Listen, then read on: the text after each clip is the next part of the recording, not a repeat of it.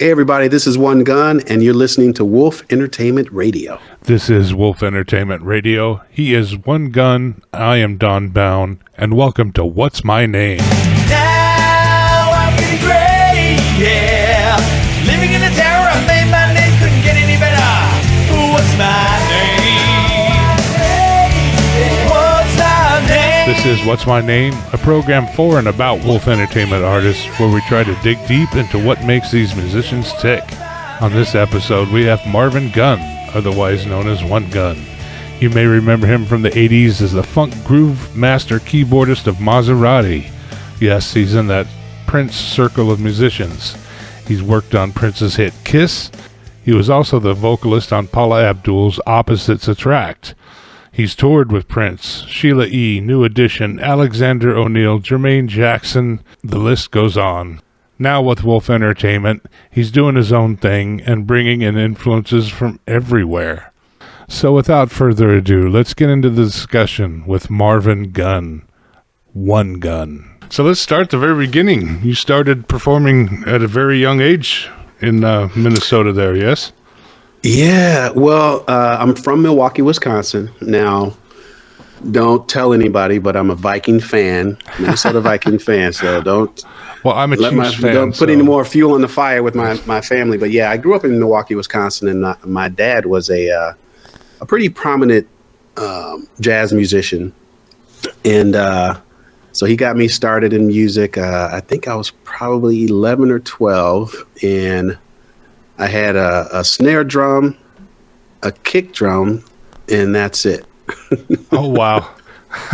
and did a show. I had a family that was... me and my brother with two girl cousins, we played out. By then I was about 13, and we played out at a, like at the park. And back then, people were performing they'd have some music or something, and they were dancing. Well, we were the only people with real instruments, so that's why we won the talent contest. Oh, nice. So yeah, I've been playing since I was 11 and listening since I was in the womb. Let's say. Right. Nice. So how'd you come about meeting Jimmy Jam and Terry Lewis? How'd that come about? That was pretty crazy. I met them we met them in Chicago, and it was really Terry Lewis, and it was because me and my buddy, Tony Christian, who ended up in Maserati with me, we were late. Back then as young adults, we were late to everything. So we were driving to a Prince concert, and the time was opening up for him. And by the time we got there, the concert was over. We're doing like 120 on the highway. The car's rattling some old vehicle he had, and trying to get there on time. Well, he said, let's, since the show is over, the concert's over, let's go to the hotel. He knew where they were staying. And the odd thing is, when we went into the hotel, the band was going in at the same time, so we just followed in line right behind them. No kidding. Followed them all the way up, got on the elevator. Me and my buddy are looking at each other like, what do we do now? We go upstairs, and I don't know if they had the entire floor, but they were the only ones on the floor. So when the doors opened and they went into their rooms and we just kind of stood there, we're like, well, what do we do now? That's great. Well, we ended up standing in front of Terry Lewis's room, and then all of a sudden they just start coming out in like their house robes, like this was their relaxed time. They couldn't go downstairs, but they could look over the banister and see down in the lobby and stuff. And we got to chatting with Terry Lewis, and he said, in the end, hey, I want to do something with you guys. You got the look. I'm assuming you can play and perform, or you wouldn't have followed us up here, and blah, blah, blah. And so by... I think it was late 82, 83, we just said, hey, we're moving to Minneapolis. Me and my buddy, we were determined to make it as musicians, and we got to Minneapolis and never saw Terry Lewis. Not at that time. Not at that time at all. So yeah, to meet him was meeting him at the concert we were late at, and we met him afterwards at his hotel. Now, that's a whole different story than meeting Prince. Right. Nothing ever happened with Terry Lewis, and this was pretty much before him and Jimmy Jam took off on their own. So this was when he was thinking about leaving the time, which is something I just realized. Oh, wow. Okay. Mm-hmm. So how'd you get hooked up with Prince's bass player then? Okay, that's the other story, right? So the story as I hear it, and I've heard it from both parties. So me and my buddy, we were up there, and he was if you look up Tony Christian, also known as Bruce DeShazer, he has a really, really unique look, and he looks the part of a movie star, musician, whatever you want to call it. And he would get a lot of attention. And Prince's bass player actually kind of like flagged him down walking down the street. He just saw this guy that had the look, the swag, you know what I mean? And he said, I'm putting a band together, and we're looking for a guitar player, and my buddy we knew Mark Brown, but we really didn't. So he didn't know if it was real or fake. And in the end, it ended up being Prince's bass player, who was secretly trying to wean himself off of Prince and start his own group. And that group was Maserati. So it was actually a secret process back in the day. He called himself The Shadow, so he didn't really use his real name when he was working with us and producing us. And he knew that if Prince found out, he would get fired. Yeah, that's what I was wondering. Yeah. Wow. Yeah, and that's what happened to Jimmy Jam and Terry Lewis when he found out they were writing stuff. From what I understood, they got fired, and man, how fortunate for them, right? Exactly. So my buddy, long story short, got into the band Maserati, and they had just lost their guitar player, Perfect. And they said they had a keyboard player that quit. And of course, me and my buddy were like ride or die. So he's like, yeah, I got a guy for you. And I came in as a keyboarder. So it was kind of like perfect. Everything had to be like perfect timing and literally in sync with the universe. You know what I mean? For that to happen. Right. No, I misunderstood. I thought you were the front man of Maserati. No, that was Terry Casey. I'm my own front man now.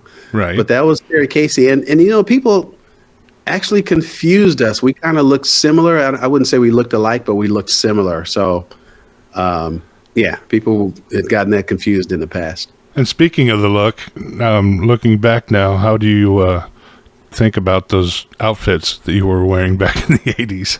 Man, hey, I get a lot of shit from my friends and family.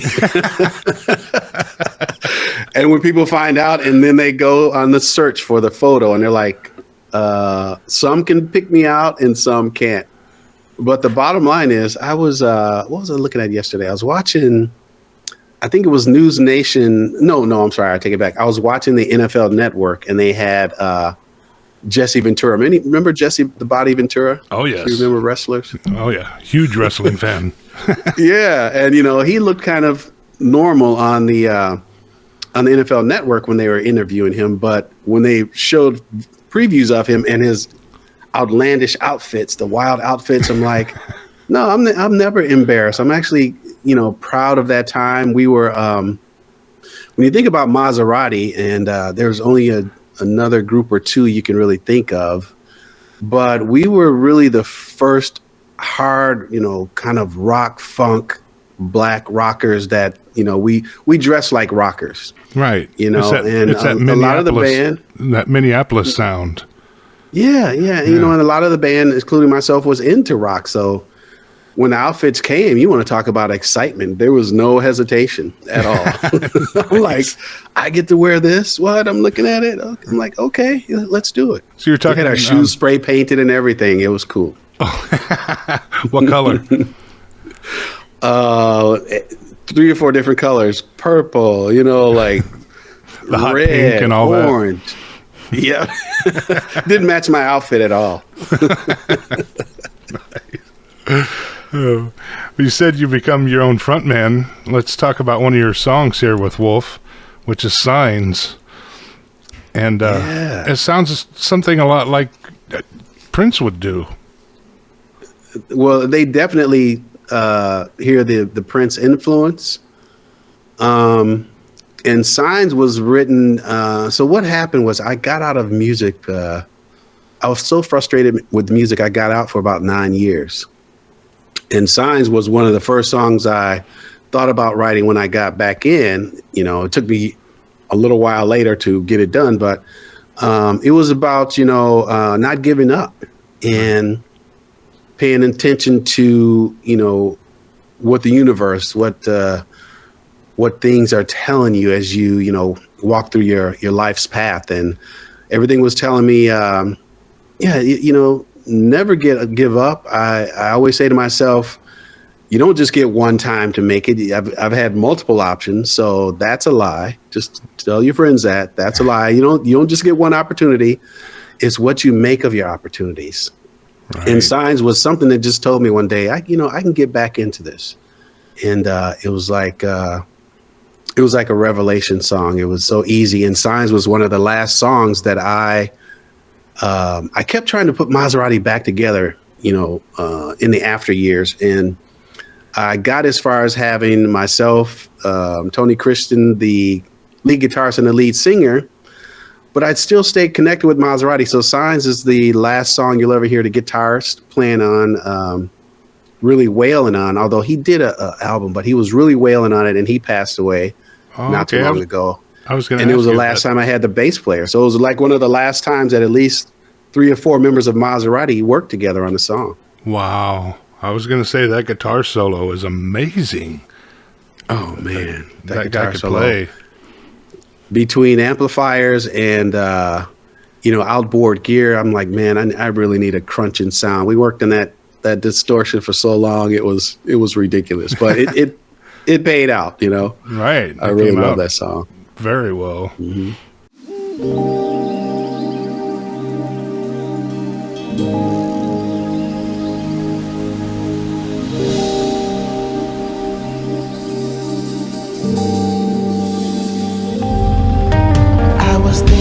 Just today about the past and the path I had paved, and it was kicking.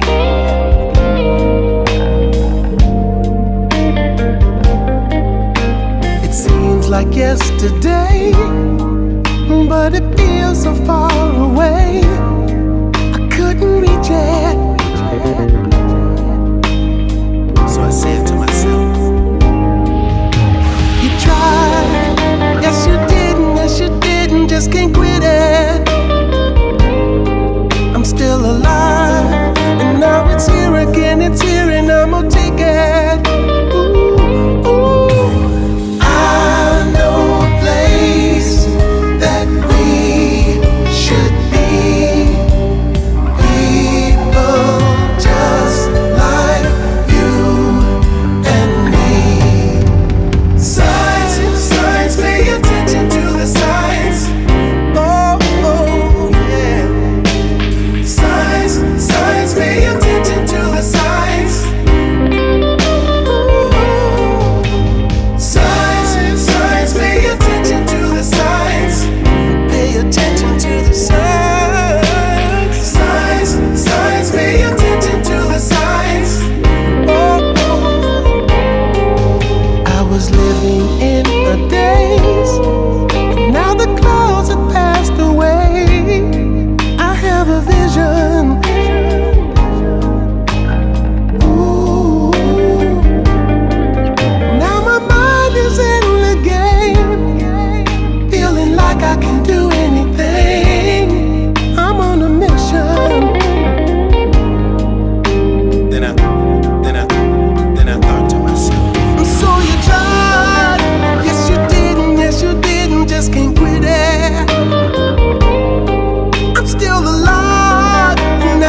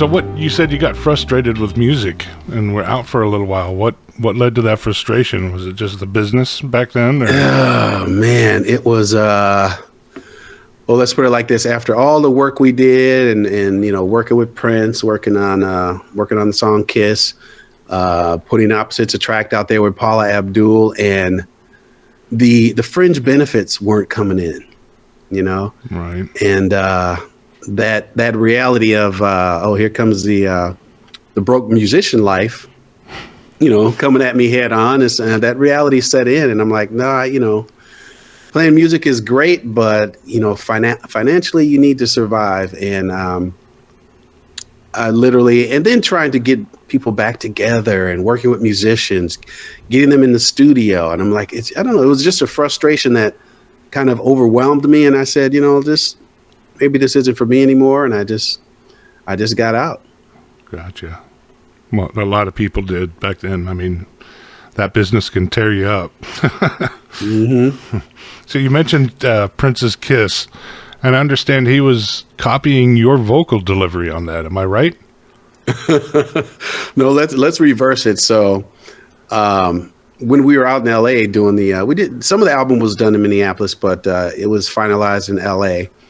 And you know, there were 4 of us that worked on the album. Myself, same people I got back together in the future. Myself, Tony Christian, the lead singer, and the lead guitarist were the people that really worked on the album. And so while we were out there, Prince came in with this kind of acoustic jam, you know, a little bit of a lead vocal on it, some ideas, and he said, "I want to put this on the album, do it," and walked out the studio.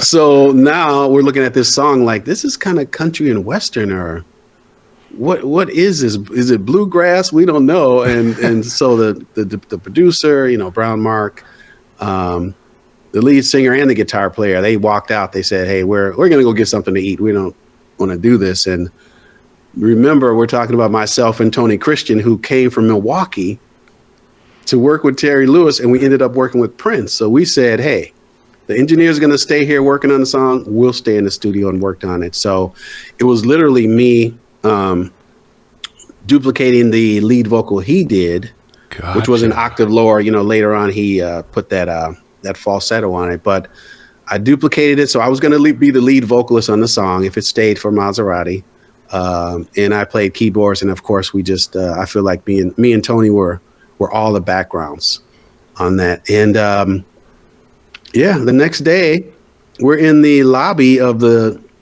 facility, Sunset Sound in Los Angeles, and I hear a song on the radio, this little radio that's right by the entryway in the lobby, and I'm like, man, that sounds familiar. And it was a song we did that night, well, up until 5 a.m., and Prince had taken it back, put his lead vocal on it, took his vocal up to a falsetto, so an octave higher, took off the bass line that Brown Mark had played, and added the extra verses and music. And we're like, as we're trying to figure out, it was a pinball machine right by the entryway. So we're playing pinball, listening to like, what is that on the radio? It's kind of off to the side, and we hear this voice behind us saying, "How do you like it?" Wow. And we were like, oh, this is Prince standing behind us. And this was right before we shot some hoops in the courtyard. But he said, "How do you like it?" And we're like, oh yeah, man, it sounds great. But we were still confused as to, where's my lead vocal and why aren't we finishing this song? It sounds done. And it was a little while later that we realized he took the song back and he was putting it on his own album. And needless to say, probably in his top 2 or 3 biggest hits of his career. Yeah, without and a I'm doubt. still loving it to this day, just so you know. Well, you also mentioned Paula Abdul. Now, you were the MC Scat Cat.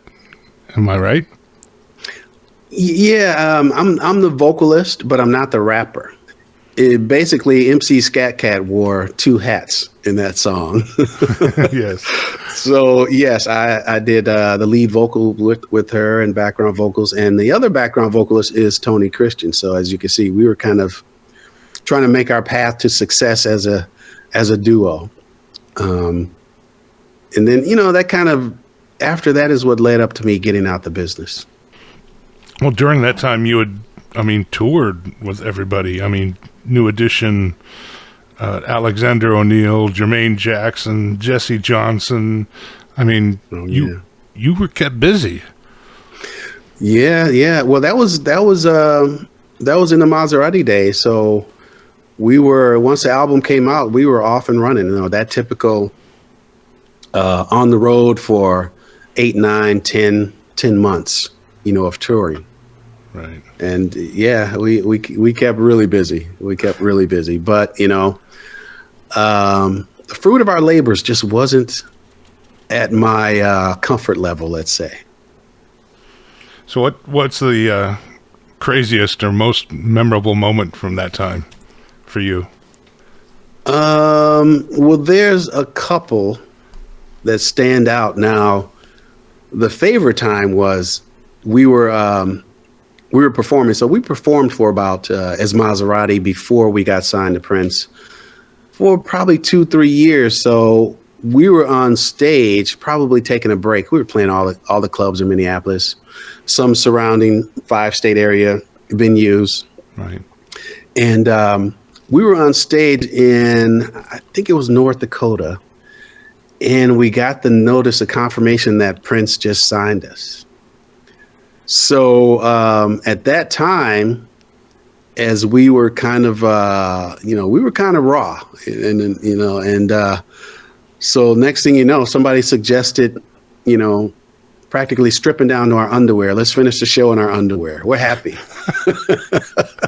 Now, cool thing about me was I had a long jacket on. Back in the day, the long trench coat jacket was a stage prop. So right. I love that. But we were so excited that, we stripped somewhat down to our Under Armour, and then we just started, people started drinking, and it was just not only a party in the club, but a party on stage. So that was one of my most memorable moments, and just knowing that, man, we really did it. Nice. And, after that, it was like, touring, performing. My favorite memorable show for Maserati is when we opened up for Molly Hatchet at Wrestle Rock. No kidding. Yes, Molly Hatchet at Wrestle Rock. That's a pairing. And I'm talking about a huge crowd, big arena, right? And so we come out, and it didn't take long for the boos. The boo birds were out there pretty quick. And what did our lead singer say to somebody? He said, he basically said in the microphone, "F you, I got your money." Oh my God. Oops.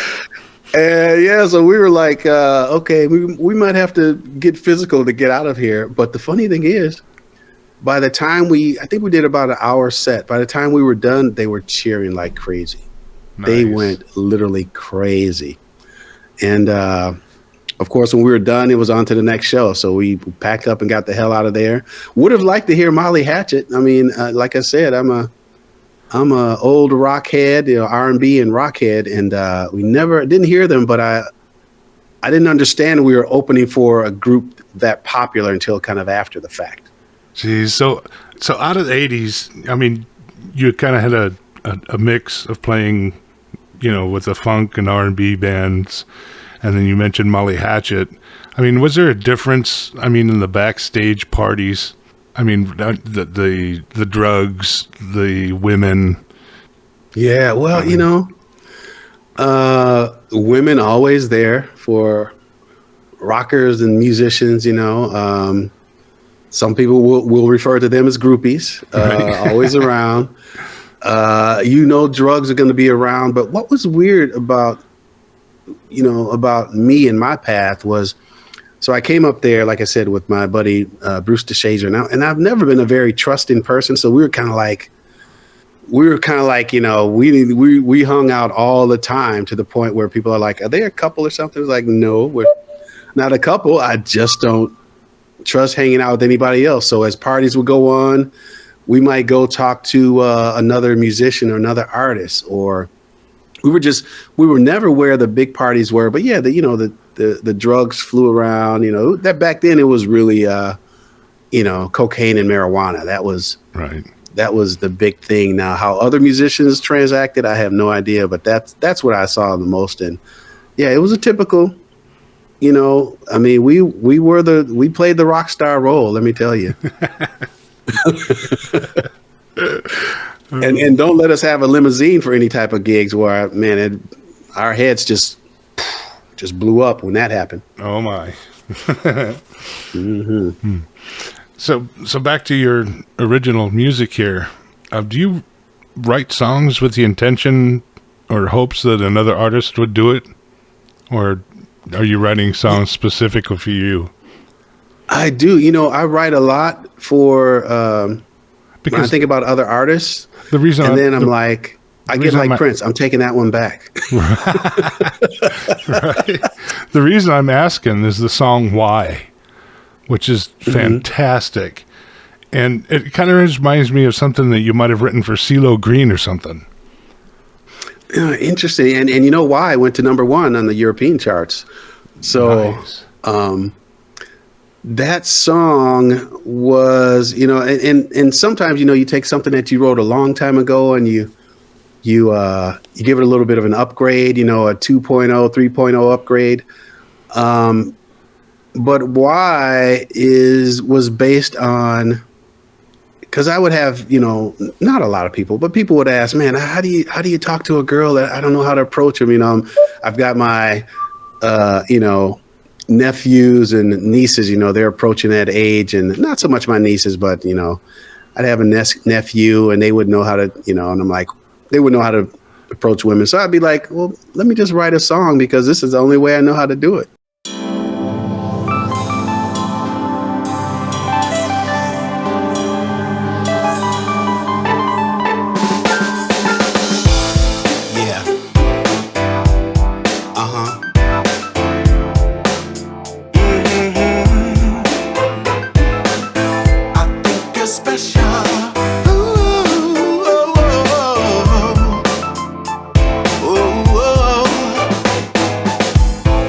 I've been thinking a long time in your direction and the road to travel.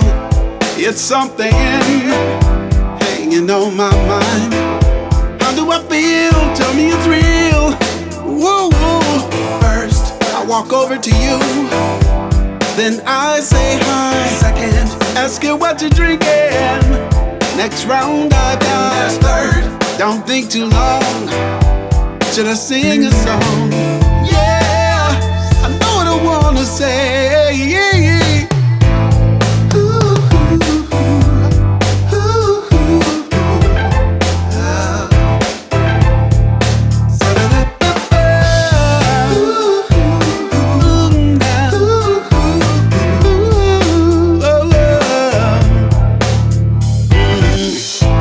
Looked in your eyes, so hard I tried. I searched for the words, then we said goodbye. I think you and I together make one great mind. You're the part that I'm missing, and I'm yours. When I speak of the trees, you see the grass. I think we both agree, like us, they were meant to last.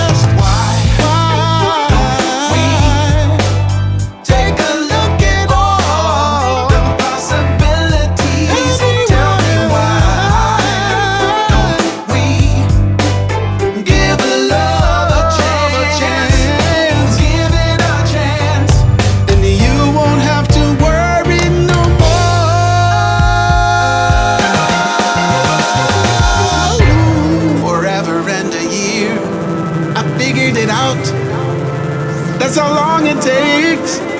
That's what love's about. 8 days a week, give or take an hour. Tell me it's fine so I can cross that line. If you just give me your trust. Don't think about the little things too much. Then you surely will understand. I've got the quality and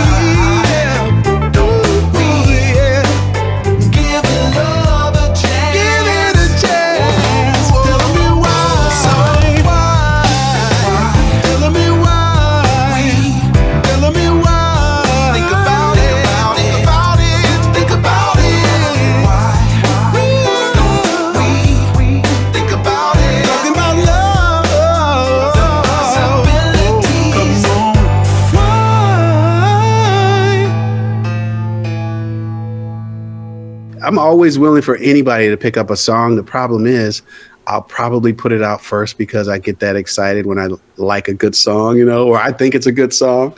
Right. But I've got one coming out called Think.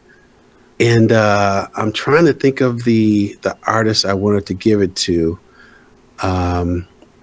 She's an R&B artist, and she plays I think she plays flutes and other different instruments. And she's I don't know if she's from Minnesota, but she talks about the Vikings in her song. And I do think I have a specific artist in mind when I think I'm going to write this for somebody. But you never know when it's done because it might just be coming out on Wolf Entertainment. Right. So how many songs do you think you have unfinished laying around? Oh, come on now. I go back to the 80s. I mean, I can't even put a number on it. I'll put it like this. I still have cassettes that I was going to ask that. I still have cassettes that I make sure I got an old boom box that played cassettes up top and had a CD player up top and could play cassettes in the front of it. And I'll go back and I'll listen to some of those and I'm like, oh yeah, that one needs an upgrade. Or I'll talk to my buddy, Tony,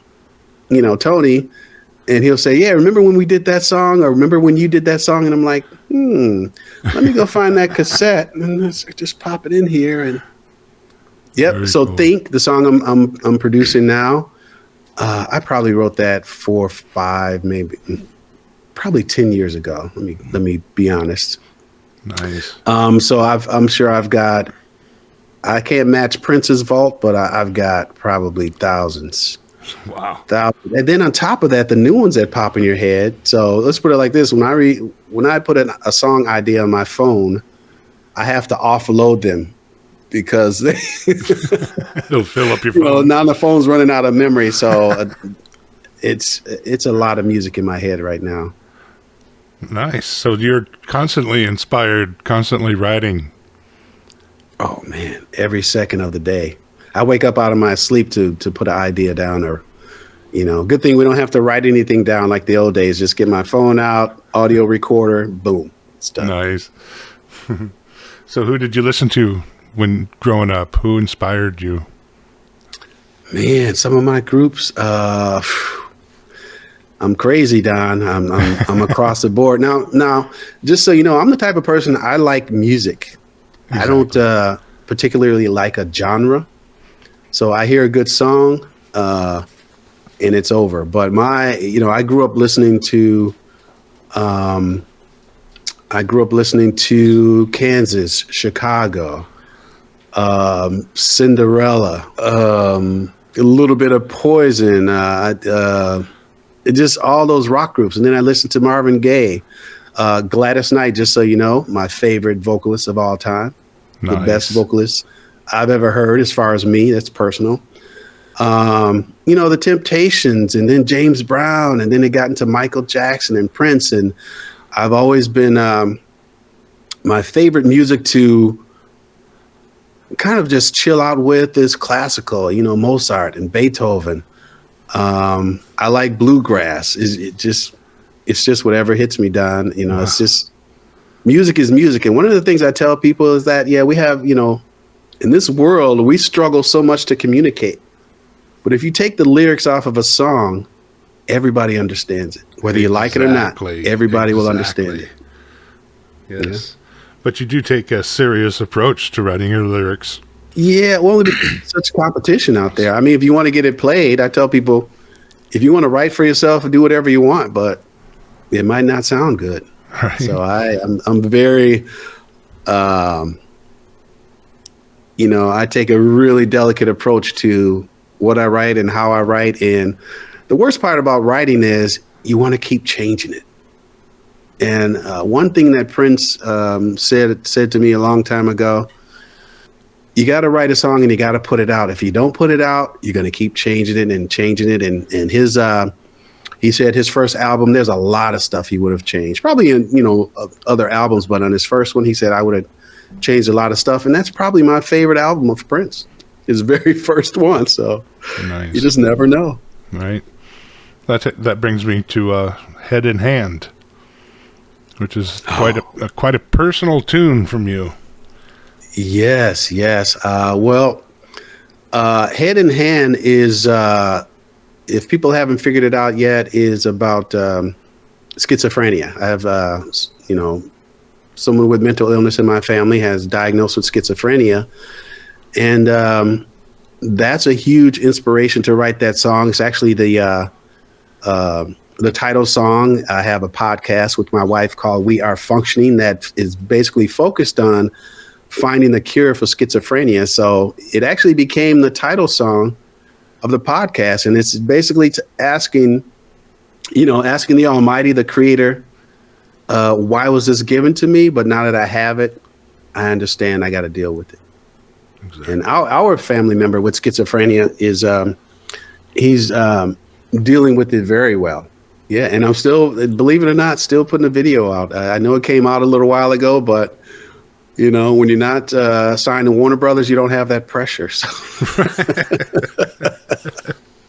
So yeah, well, I appreciate that. It is. It's. I've seen people tear up, after listening to that song.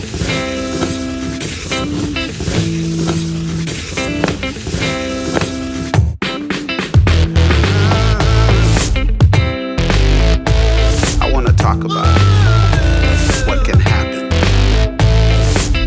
Father, Mother, Creator, can you hear me? I've got questions. Can you answer? 'Cause my mind is all over the place. Head in hand, just don't understand what you did to me, do to me.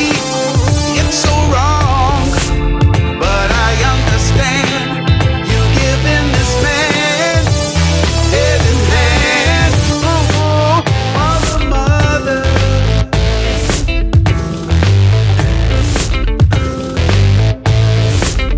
In my life, I hear voices, what they're saying, don't know what to do. Sometimes I lose my patience, 'cause my mind is all over the place. Head in hand, just don't understand what you did to me, do to me. It's so wrong, but I understand you giving this man, head in hand. Father,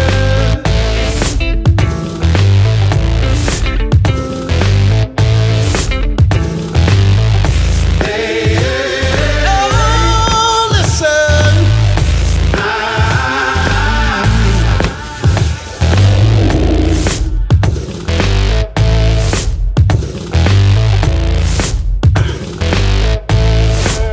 On the front line of a spiritual war, my mode is survival. Survival. Do you hear what I said? These ain't words in my head. It's survival. Survival. Head in hand. Just don't understand what you did to me, do to me. It's so wrong, but I understand you giving this man head in hand. Just don't understand what you did to me, do to me. It's so wrong, but I understand you giving this man head in hand. Father.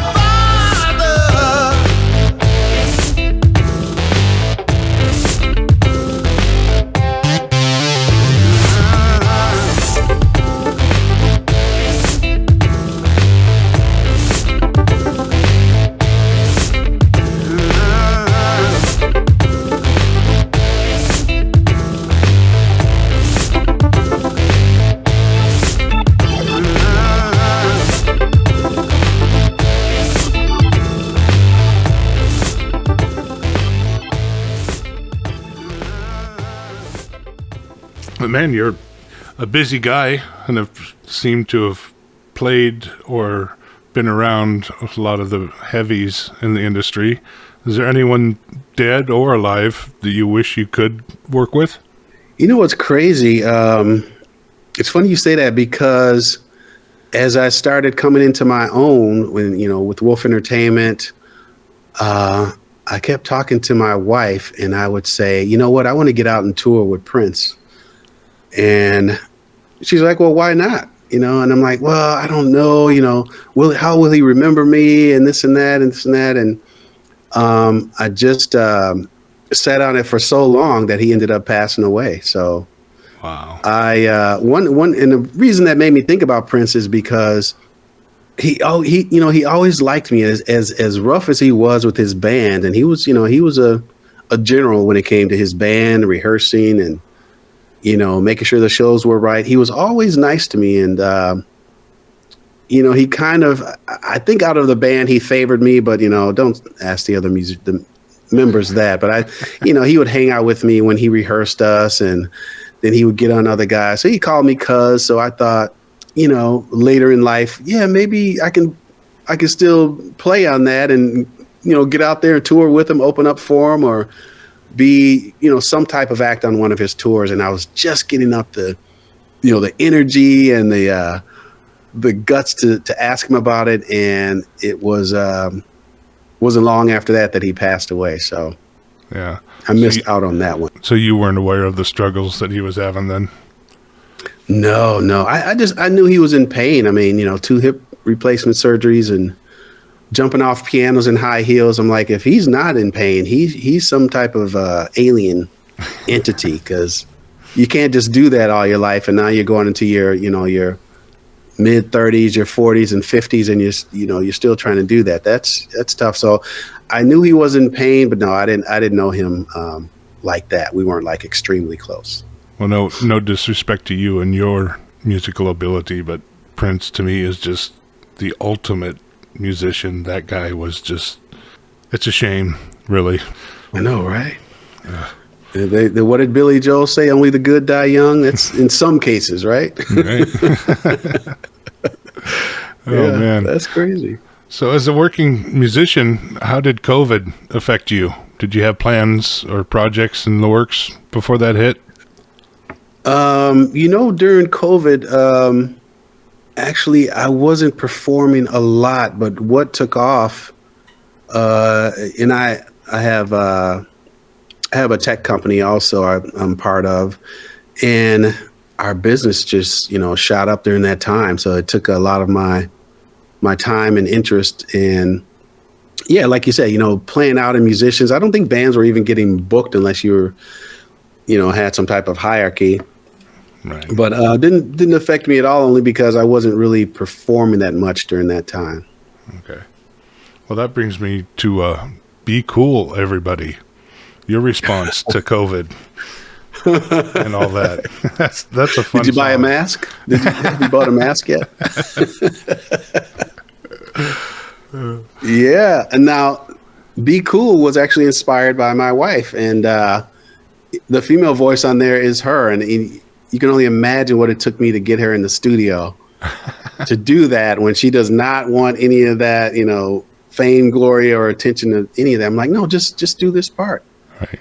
And it was, we're back there again, but that was during Donald Trump's, during his first presidency. And you notice that I have some mention of his workings in the song. But yeah, overall, it was just about, hey, let's not come at each other like that. We need to figure out how to get past this and get through it. So it was a calming song, and I would, I'd be out and about, and I'd be more with like friends and family, because they really would kind of listen to all of my music, and they would use that on me all the time. Or if something that got heated or intense, everybody used that phrase, "Be cool, everybody." And, Well, I definitely have it running through my head in situations, it's like, it's very catchy. And hey, get ready for the remix, because that one I'm definitely going to do a remix to. Oh, nice. Excellent. Oh, yeah. Yeah. I wanted to, when I did Be Cool, I wanted to intentionally, I looked at a heavy percussive beat and not as instrumentally heavy, but lyrically and video wise heavy. You know what I mean? Like when I'm showing things about back then it was not just the COVID, but school shootings and, people shooting police officers. So it was really a good time for that song, and probably is a good time for it right now. We still need to be cool, Don. Exactly. Always, my friend. Yeah. I use a phrase from what was that movie about the bar? He was a guy that bounced people at the bars. Oh, very, very Roadhouse? popular movie. Roadhouse. I literally use that phrase on people, and I don't know if you remember in Roadhouse, but the security guys would ask him. They'd be like, when he first came into the scene of the new bar, and they would ask him, "Well, what do we do if this happens?" He just said, "Be cool." Then they'd say, "Well, what if this happens?" And he'd say, "Just be cool." Then they'd ask him again, and he'd say, "Hey, just be cool." And in the end, they basically are like, "What are you trying to say to us?" He said, "Be cool until you can't be cool anymore." So and then hopefully people don't get to that mindset of I can't be cool anymore, but just, be cool as long as you can. Situations aren't that serious all the time. So many people are just so easily set off. You know what I mean? Oh, gosh, yes. Easily. Breaking news. The first death from coronavirus here in the United States. Conservatives didn't start, homelessness, and liberals didn't cause homelessness. The House Committee on the Judiciary is introducing 2 articles of impeachment. Real scare today at a high school in Waukesha, Wisconsin. If you look at the country as a whole, the risk is low. The first time since COVID-19 took Good morning, China, China. How did school officials discover the student even had a gun? Hey, be cool, everybody. Everybody be cool. Be cool, everybody. Everybody be cool. Be cool, everybody. Everybody be cool. Be cool, everybody. Everybody be cool. Be cool, everybody. Everybody be cool. Be cool, everybody. Everybody be cool. Awake and the sun is up. Sipping on the juice that's in my cup. Watching how the news is shaping up. It's going down. COVID-19 is real, numbers rising, what's the deal? Somebody tell me what to feel. Can we try to just be cool, everybody? Everybody be cool. Be cool, everybody. Everybody be cool. Everybody now. Everybody be cool. Be cool, everybody. Everybody be just try. Be cool, everybody.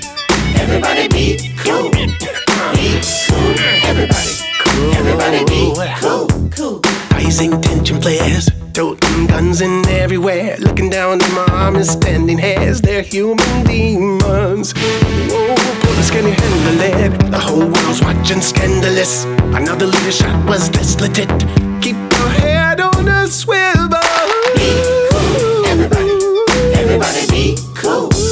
Be cool, everybody. Everybody can we just try? Everybody. Everybody be cool. Be cool, everybody. Everybody be cool. Everybody, yeah. Be cool, everybody. Everybody be. Can you get down with this? Be cool, everybody. Everybody be cool. Cool. Can you get down with this?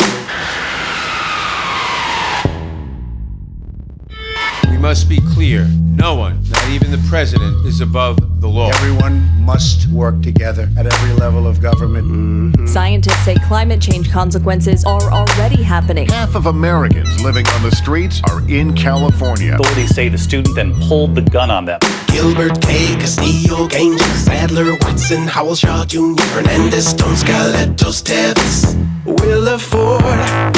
Heroes emerge when you need him, need her. Looking in the eyes of the Grim Reaper. Thank you, student, thank you, teacher. We got to learn to be cool. Everybody, everybody be cool. Be cool, everybody. Everybody be cool. Be cool, everybody. Everybody be cool. Be cool, everybody. Everybody be cool. Can we just try? Everybody be cool. Be cool. Everybody. Everybody be cool. Be cool. Everybody. Everybody be cool. Be cool. Everybody. Everybody be cool. Otis, can you handle it? The whole thing just seems dangerous. Just handle it. Climate changes everywhere. Eyes up on your own affairs. Can you handle it? Climate changes everywhere. Eyes up on your own affairs. Everybody be cool. Everybody be cool. Climate changes everywhere. Eyes up on your own affairs. Climate changes everywhere. Eyes up on your own affairs. So as I said, you're still a performing musician. What's Marley the Experience? How'd that come about? I know, right? And Marley the Experience, I tried to put it on kind of the side burner, and I just keep getting calls. So I was in Vegas, and I didn't know really much about these tribute performers, you know. So I went to see a guy. They said there's a tribute performance of a Prince show, and I'm like, well, I got to see what this is like. So I ended up going there. I can't remember what casino or hotel that was at, but a friend of mine was in the band, and so it was the guy performed Prince, and then there was like an interlude of some time music, and my friend went up as Morris Day. So he might do 5 or 6 Prince songs. Next thing you know, it would flip, and you know the time would come out and do 2 songs, 5 or 6 Prince. So they kept flipping it like that.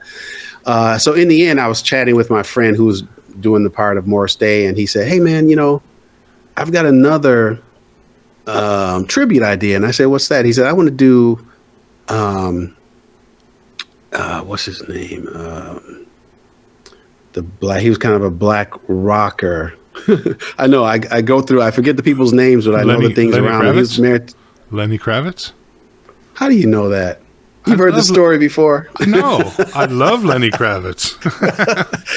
he wanted to do Lenny Kravitz, and he looked at me as Bob Marley, and I'm like, you know, I got nothing against Bob Marley. Now this is just saying and not knowing what it entailed, but I kind of later realized that this guy was, you know, great at putting ideas out there, but he wasn't as they say, he's got a good swing, but he didn't have a good follow through. Yeah. And I was already in the mindset of Bob Marley, so I just kept going on. So bottom line is he trailed off. I did a couple of really interesting Bob Marley shows, and you know, people started asking me to book the performance, and I'm like, okay, well, I'll just keep doing it. And that was 13 years ago. Oh wow, I didn't realize it was that long ago. Wow. Yeah, I just finished a stint with Legends in Concert this past summer out in Myrtle Beach, my second time there, which I love. And I'll be up in Niagara Falls on the Canada side in January. So I said, if you book me, I'll show up. So trying to do that, and also, you know, getting to the point of doing some of my original performances again. And, you know, I'm excited about that. Always excited to do music. Nice. That leads me to Join In, which is kind of a reggae dance tune. Man, that's if you don't have that song on at a party, there's something wrong. Well, my wife says, you know, out here in Arizona, we do a lot of hiking, or people hiking. We're part of the hiking folks, and she said, yeah, there's certain songs I use to get up the mountain when it's really hard or tough, and she said, just so you know, that one's in the set list of about 3 or 4 songs. I'm like, okay, well, yeah, it's inspiring, it's upbeat, and I've always said, you know, depending on how many albums I get to put out, I've always said it's going to be one reggae tune, and there's going to be a rock song on there, right? All the time, no matter what I do, until the day I die. If I'm doing music, that's the way my sound is going to be, because I'm not, you know, you can't pinpoint me as one artist, but of course I can easily pull off R&B anytime, any day. You know how that is.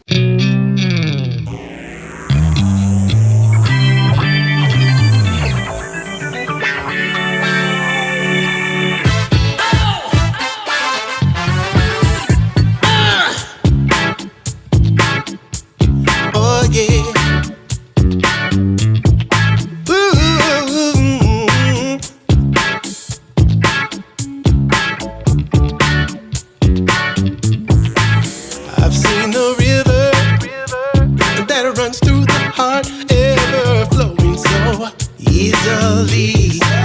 I've seen the pain of hurt and sorrow in the joy of ecstasy. Sometimes when jealous, I was so cruel, even though it's not my style. But in the end, with a dozen roses, she'd be there for me. Oh yeah. And I said, now if you know love like I do, join in. And if you know anything about what love can do, join in. Oh yeah.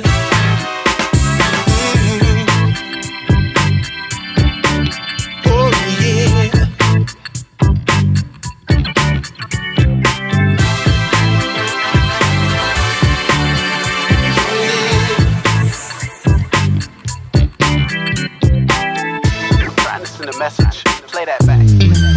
Up in the heavens, there must be an angel keeping her eyes on me. I was caught in the motion with no way out and still forgiven. How could this be? Yeah, 'cause what you give, you get. Ain't always true. Maybe just once in a while. But in the end, with a dozen roses, she'd be there for me. Yeah, and I say now, if you know love like I do, join in. And if you know anything about what love can do, join in. I said, if you know love like I do, join in. And if you know anything about what love can do, yeah, join in.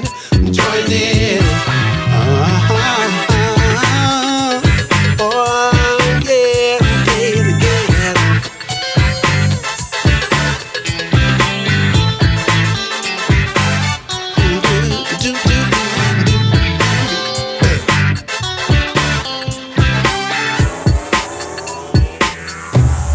So if you think that love is a game, you should be ashamed and just take the blame. But if you know she's the real deal, then remove yourself from that single shelf. If you know love like I do, join in.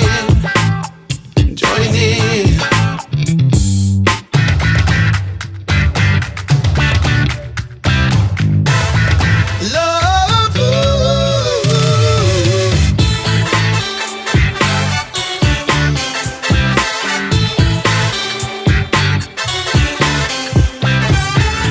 feel like we need something right here. Everybody join in. Do do do do do do do